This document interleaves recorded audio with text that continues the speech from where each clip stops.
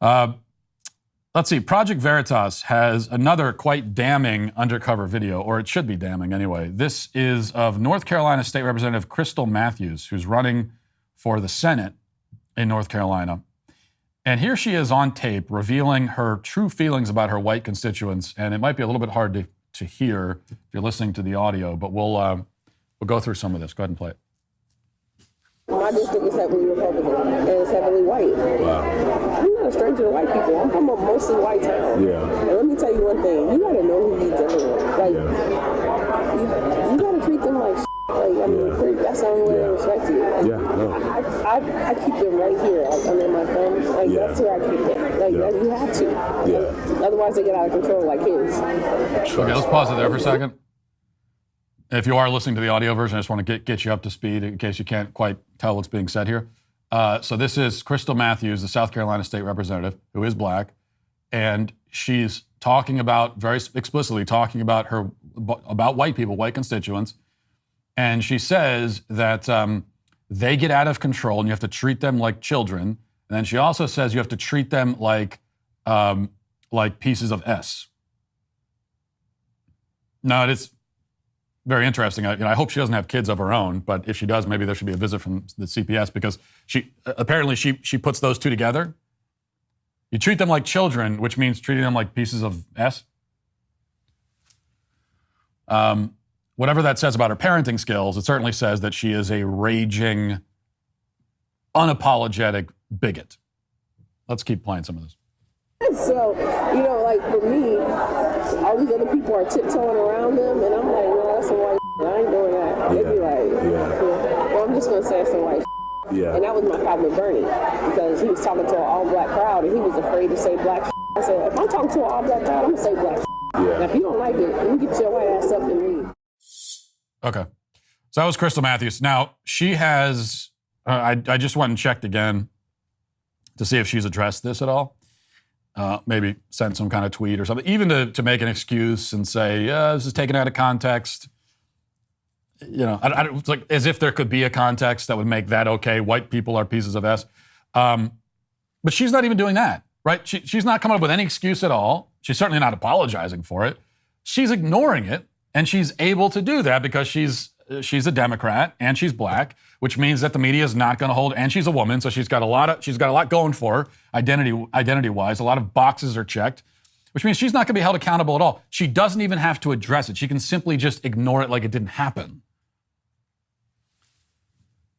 Now, it doesn't need to be said, but I'll say it anyway, that if this were to happen in the reverse, I mean, can you imagine a white politician caught on tape talking about her black constituents and saying, you have to control them like children and treat them like pieces of crap? That would be, I mean, that's not the end of your political career. That is the end of your life. Your life is over. You're not going to be, you're out of office, you're going to get impeached, you're not going to certainly be elected in any other race that you run in. You're not going to get any other job, and probably there's going to be a FBI investigation. This would become a hate crime situation. They'd be coming up with criminal charges for you. And we all know that, right? We know that if it was a white person, that's what would happen. And yet in this case, there is no reaction at all. The media ignores it, no response, no apology, no backlash of any kind. And that is because anti-white racism is not only widespread, especially on the left and among Democrats, but it is the only acceptable form of racism in America. It's not just acceptable, it's considered laudable.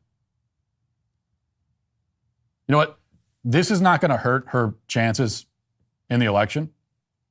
Yeah, I don't know what her chances are outside of this, what the polling data shows, but this isn't going to matter. This is going to have no effect at all. If she's a white person, it destroys her entire life and political career, certainly in a second, just like that. But for her, it'll have no effect because the media is not going to talk about it. But actually, if anything, it helps her. That's how sad this is. If anything, it helps her.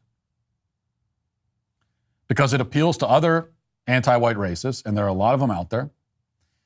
And then even among white people, There are, as sad as it is to consider, there are white people who are going to be more likely to vote for her now than they were before, especially white liberal women. So I guarantee you, we'll check the polls a week from now. She's going to be polling better among white liberal women than she was before.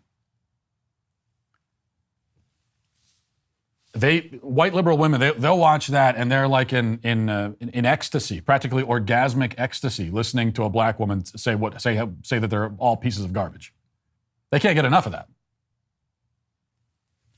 Because it's an opportunity to virtue signal by nodding along and clapping and saying amen. And also these people, they've self-loathing. They've been conditioned to be self-loathing. They really do hate themselves. And so if they're treated like garbage, as Krystle Matthews says should happen, then they're into it. They like it.